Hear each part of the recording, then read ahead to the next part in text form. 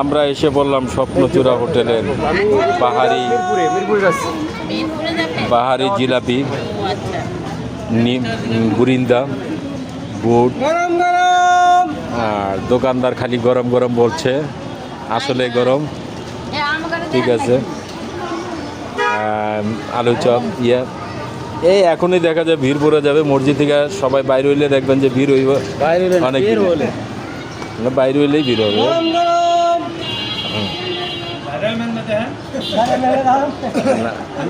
কারিগররে দেখাতে হবে, কারিগর এই যে কারিগরে ভাজতেছে। তবে যাই হোক, আপনার রমজান মাসে যেই সমস্ত কারিগর রোজা নামাজ পড়বে, রোজা নামাজ পড়া মনে করেন যে টুপি মাথায় দিয়ে এইগুলা ভাজবে, তাদেরটা খাওয়া অনেক সোয়াবের ব্যাপার।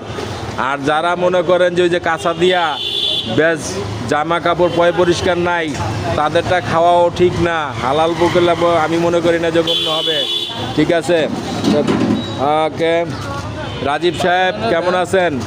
আপনিও কি আজকে ইফতারি নেবেন নাকি? ইনশাআল্লাহ, আলহামদুলিল্লাহ, ইফতার করার জন্য আসছি। হ্যাঁ, আমরা প্রস্তুতি নিচ্ছি।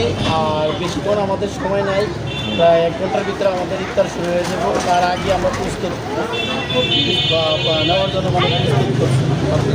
ওকে, ধন্যবাদ। ঠিক আছে, নেন ইফতারে নেন, ইফতার করবেন, সময় হয়ে গেছে, এই জন্য আপনাকে অশেষ ধন্যবাদ।